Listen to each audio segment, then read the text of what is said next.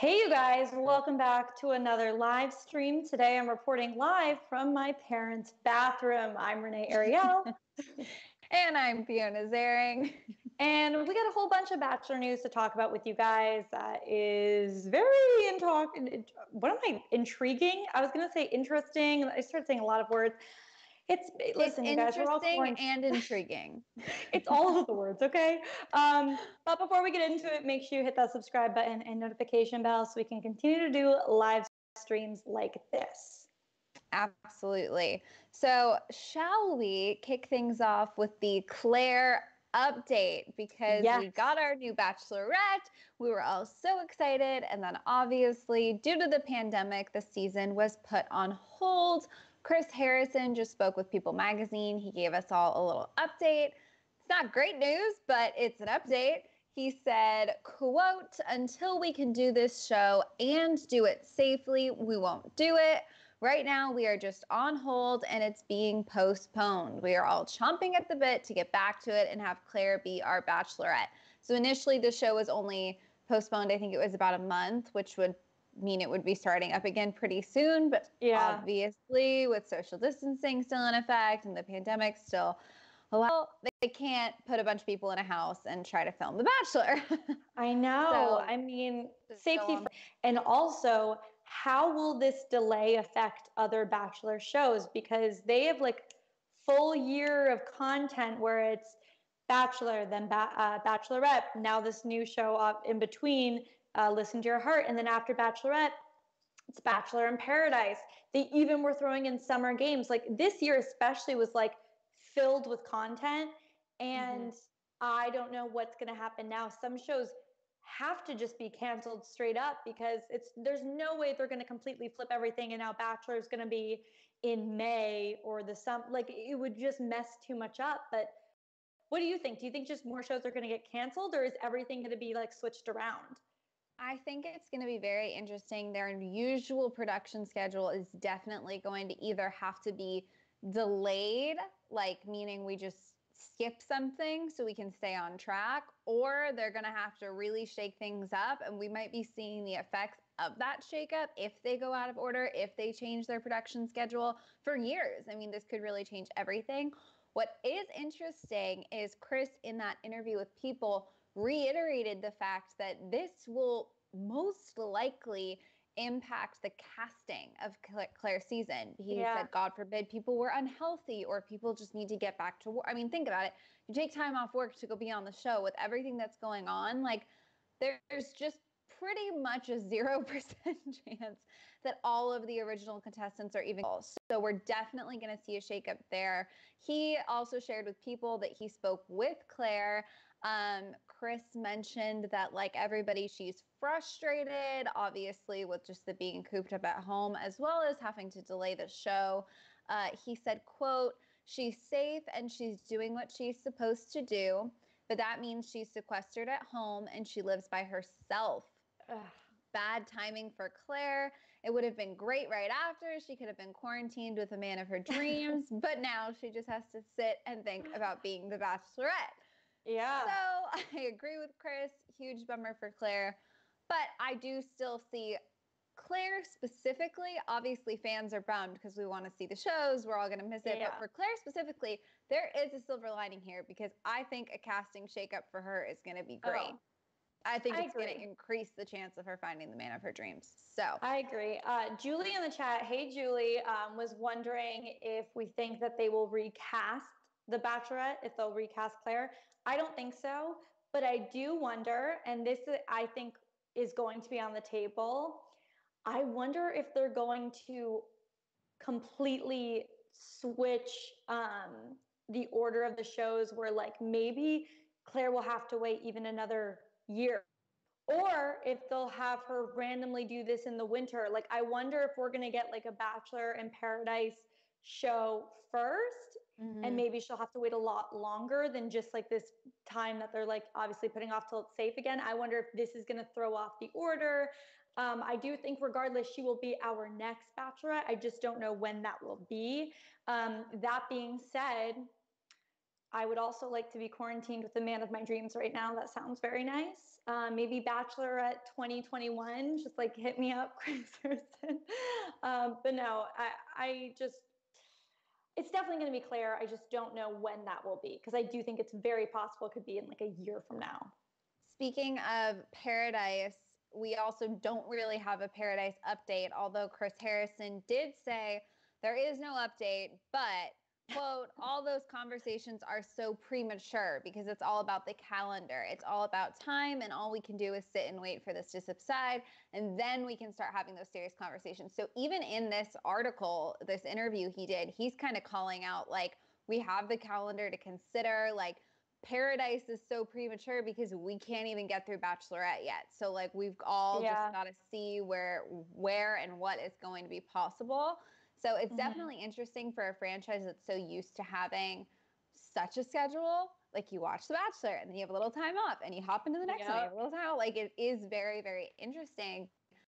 The world they've created, how this will have a lasting impact no matter how you slice. Because there is so much juicy stuff in here. Don't even know where to get started. There's a lot we could dive into, but what I want to focus on is something very personal that he opened up about, that I was surprised that he opened up about, especially because when I remember during Becca's season, there was a big, like, not rumor, but everyone was saying, like, I wonder if he's gay. I wonder if he's gay, because so Colton's new book came out, you guys, and in it he got super, super personal. He told us a lot of stuff, some stuff that I didn't think he would feel comfortable talking about, that I wouldn't imagine, you know, it's just a very personal book. But what I was saying is something that's very interesting is during his time on The Bachelor, I don't know if you guys remember this, but when people found out he was a virgin, there were a lot of people speculating that he might be gay. Like a lot of people on the internet, it became a big thing.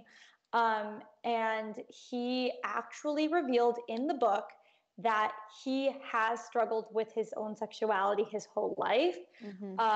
He thought he was gay up until going on The Bachelor. So this is like personal stuff. I cannot believe, I'm still like shocked that we were blessed with this book, because he really opened up about like private details of his entire life. It's not just like a tell-all on his Bachelor story. He really offered like a deep background into who he is. Yeah, he regarding like his struggle with sexuality, he talked about how in high school he broke up with his girlfriend because she wanted to go farther than he was comfortable with. And so that's when kind of the rumors started spreading around that he was gay. It got back to his mom. He didn't tell his mom, like, no, it's not true, I'm straight. But that wasn't actually the first time that he had to have that conversation with his family. He also did that prior to that. His dad had looked into his web browser history and saw him looking up, am I gay? How do you know if you're gay? Why don't I like having my girlfriend? As well as some more explicit sites. And so he had to have a conversation with his dad saying he was figuring it out. And he just said he didn't have like a high sex drive. So he was learning about himself a lot until he came on The Bachelor, which is when he said, oh, I'm definitely attracted to women. And that's, I guess, his like start of figuring it out. But I'm like, kudos to Colton for being so honest, because I'm sure there are lots of people out there that this will speak to, and they'll feel less alone in that. I think it's a unique story. Obviously, it's unique in many ways, especially in the fact that when he figured it out, it played out on television. Like that journey that he went on will always exist for him and the rest of the world to look back on. So it's very, very interesting, his path to get to where he is today. I think what I appreciate the most is everyone has their own story, and he is owning his. He's not shying away from it. And I think that that is going to inspire people no matter what the story is. It doesn't have to be the exact same scenario as Colton. People are all on different journeys to figure all sorts of different things out. And him standing here and setting such a good example for just being confident in yourself, I think is really, really powerful. Also, aside from that, he's kicking the coronavirus's butt. So gotta give him kudos for that too. Gotta give him kudos for that. On top of that, so outside of just his sexuality, getting into his experience on The Bachelor, some other stuff I found very interesting. By the way, to be clear, I have not read his book. I've just like looked way into all the articles written about it. And I really, really do want to read it when I get a chance. I said that as if this isn't my chance. I should just download the book tonight. Renee, you have time. You are quarantined at your parents' house. Read the damn book. Anyways, what happened? Oh, thank you. So on top of that, he talked about his time on The Bachelor and how from the get-go he knew that he really liked Cassie, like maybe had a stronger connection with her than the other girls, and producers insisted that he keep an open mind. So I think he's a little bit frustrated about that. He talked about how the Hannah Brown and Kaylin drama really rubbed him the wrong way, which I also find interesting. I wonder if Hannah Brown's going to say anything about that. Probably not. She probably doesn't care. And then he also said that like he kind of knew that there was like some plotting going on behind the scenes to create drama.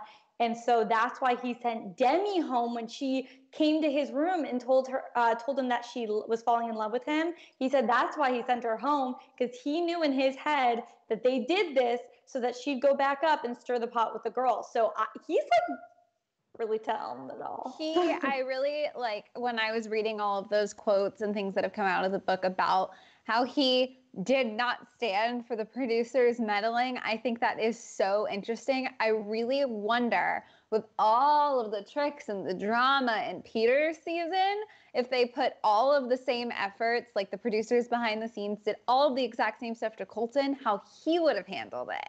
Because Peter, lost his mind a little bit. Colton seems like he would have said, Victoria F, see you later.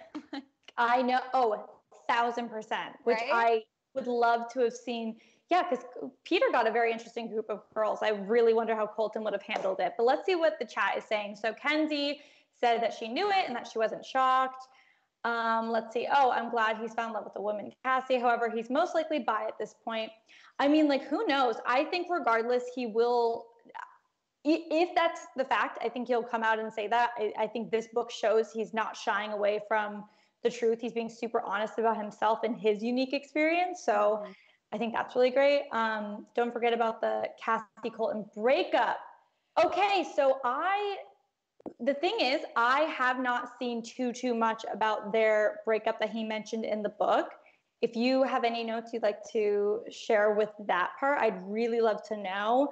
There's just so much in this. I do know, and one thing I do want to mention, he talked about, okay, but like not really. People are saying he talked about losing his virginity in the fantasy suite, but like he didn't. So hold on. He specifically said nothing. He said nothing. Right. Okay, but this is the quote. So yes, they were, okay, these are the quotes that people are saying that makes it clear he lost his virginity, but I don't think he did. So he said, no one talks about their sex life unless they don't have one. And like the whole time he's saying like, oh, I'm not going to say anything. It's none of your business, all of that. So people are thinking that means he has a sex life, but he's also not like, he has not blatantly said that he's not a virgin. Am I wrong? Sure. Just throwing that out there. And then when he was talking about the fantasy suite, he was saying how there was like a shower that was all glass and adjacent to the bed. So like there was no doubt that they were going to end up naked in front of each other. And then he also said that when the producers knocked on their doors the following morning at 9 a.m. to shoot an interview, they didn't answer the door because they weren't. That's all we got. I don't know how much that tells us. I think it's like weird because I think he wants to tease that something did happen, but also being like, it's none of your business. That part I did find interesting. He's definitely playing it coy.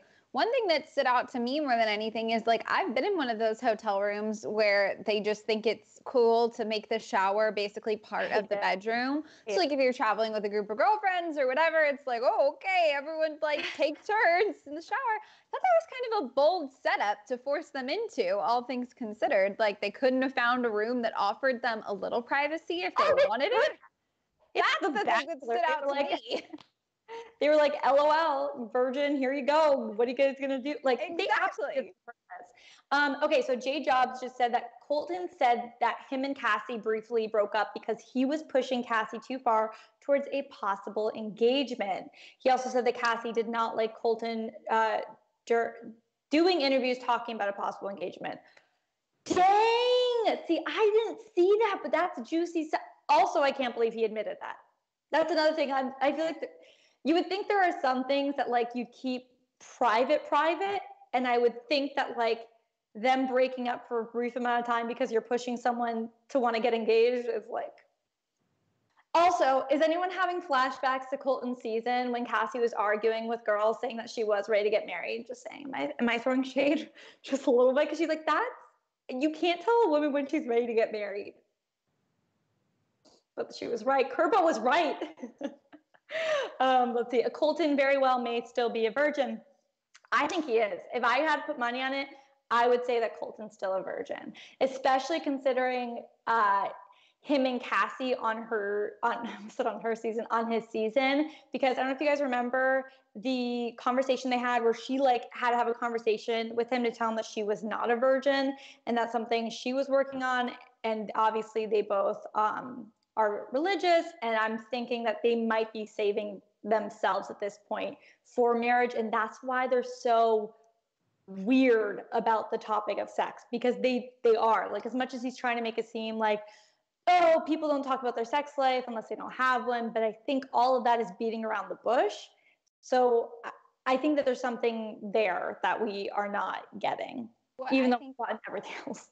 What I think is kind of interesting is just this year, a couple months ago, Jessica Simpson released her tell-all book. Mm-hmm. And Jessica Simpson, I don't know if you guys remember all of this. I like had a huge walk down memory lane, but she was also very publicly a virgin.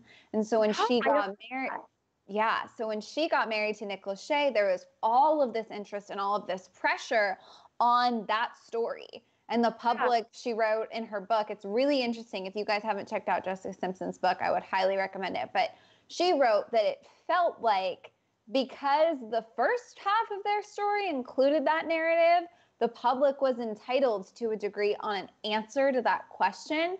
So what I wonder is maybe Colton is just trying to like shut down the narrative a little bit, regardless of whether they have or they haven't. He's throwing some sort of coy flirtations with the idea of maybe they have at people, just because otherwise everyone's going to always be looking for an answer to that question. And he probably doesn't want to feel like he owes the public that. You know what I mean? Like, I get that. Deflecting the narrative a little bit. So J Jobs also asked us if we think that they'll get married. I'm going to give you guys my very honest opinion. I don't think so. And let me tell you why. They've been together for over a year now. He moved to California for her. Right now, like they obviously spend so much time together, but they're not taking any of the next steps, it feels like, based on what we're seeing. And I just, based on when he talked about if him and Cassie would be spending forever together, his answer also made me think no, because he was like, oh, I'm just taking it day by day, today or tomorrow, blah, blah, blah. It's just weird the way that he even talks about it. So I don't think so. I think that they'll definitely be together a while longer. If I had to put money on it, I think they'll be together for at least another year. But I think when push comes to shove and it's going to come to Cassie wanting to take that next step, she's not going to want to, and I think that will ultimately break them up. But I don't know. I feel like that's a controversial opinion. What do you think, Fiona? I'm not sure. The thing is, I don't follow their relationship very closely. The one thing I will say is I think that any couple that emerges from Bachelor Nation has so much interest and pressure and eyeballs, etc., on the situation that there's a reason clearly that not a lot of them find merit, like everlasting. What's that total number of like actual successful Bachelor marriages? And I'm not even throwing shade. I'm just saying, like, statistically, relationships are a lot of work. There's a lot of compromises, and it has to be about two people. And a lot of these couples, regardless of their connection, come out of it with millions of eyeballs and millions of people's opinions instantly on their relationship. So I just kind of put at general my thoughts on the marriage success rate of Bachelor Nation pretty low. I hope it works out for them. If they want it to, I hope it works out for all of them. I think a lot of these people really do find amazing connections on the show. It's just any relationship withstanding that many eyeballs and that much public pressure would be super difficult, you know? Yeah, so, I agree with you on that. Sort of just luck of the draw for them. Yeah, no, I agree. But he talks about a lot in his book. Honestly, we could do like a full hour on just Colton's book. So I'm not going to get too deep into anything else, but if there was anything that shocked you guys, if you've read the book, if you've looked into it, please share it with us. It's like, we want to know. But ultimately it's a really good, it feels like a very honest tell-all. Something that I did not expect from Colton, given how much he has seemed to hold back from the time we met him on Becca's season. Speaking of which, there was that whole part about how he became like obsessed with going on The Bachelor. And that was kind of why he befriended Tia to begin with. And then he thought she'd be the Bachelorette, but then she wasn't. This whole thing. Yeah, I'm proud of Colton for releasing a book that really is honest and not a disappointment. Because I know people worry that they're, anyone in Bachelor Nation, or really just any reality star or celebrity, when they do like tell-alls like this, that they're just going to be kind of BS and like not really give you an inside look into their life and themselves. And I feel like Colton did a really good job doing that. CD said, I thought I saw somewhere recently that would be the next step for him this year when the interviews. What would be the next step? Probably marriage. Oh. The next step for them would be marriage. I mean, yeah, the next typically that would be. Hopefully. You know what that also makes me wonder though? Oh, by the way, does anyone think, okay, listen, I need to ask. I have to ask. Fiona, I want you to answer this honestly. So Colton had coronavirus. Does anyone think it's a little weird that Cassie didn't get it? Because isn't it literally transferred through saliva? And if they're making out, if we're being super real here, wouldn't you get it? I have questions. I have no idea. I mean, yes, in theory, probably. Maybe when he picked it up, she was somewhere else. I don't know all the ins and outs, but you would think if they were sitting on top of each other, in a small apartment or wherever it is they live, that yes, she would probably get it. So yes, I do agree with you. I think it's medically interesting. Oh yeah. So any final questions before we get back to watching Netflix? Let us know. But I do find that really suspicious. I don't know if you guys do. That's just like wild to me, because they were apparently quarantined together at the parents' house or they hadn't gone anywhere for 10 days before that. So again, he would have been having symptoms, right? It's contagious for the first bit when you don't have symptoms. So it's definitely contagious without symptoms for a while. That's the danger of it all. But I guess it could be possible that some people just won't get it. I don't know. If they are together and she didn't get it, she's got a rock star immune system, and I want to know what vitamins she's taking. Yeah, Whitney says that Cassie's in the medical field, so maybe she just knows how to be safe more so than others. Yeah, it's possible. Maybe when this was all going that's a great point. None of us, we all need to be 6 feet away from each other. Maybe she just really laid down the law as soon as she got information, so that would have been prior to him getting contagious or becoming contagious. I know he stayed in an isolated room in her parents' house, but I'm talking about before, when he didn't know he had it, because obviously that there's a little bit of time. That's how it's spreading so easily, is people don't know that they have it and they're passing it around. That's the part that I find weird, but let us know. We'd love to hear your opinions, because I don't know if I'm the only one that's going a little bit crazy thinking about that. Kenzie says that is rather interesting. So I don't know, you guys, sleuths. Maybe there's a Reddit thread somewhere that'll investigate this for you. That's what I need to do tonight, is go through an entire Reddit thread about this. That I will have time for, and I will probably do later. But you guys, thank you so much for joining us again for another live stream. I'm sure there will be more Bachelor updates soon. But in the meantime, we're on the socials. We're talking about stuff. So make sure to follow us. I'm at Renee Ariel on Instagram, Twitter, and TikTok. And I'm at Fiona's Airing on all of the same platforms. But before you guys go, please hit that subscribe button and notification bell so we can continue to do these live streams with you guys.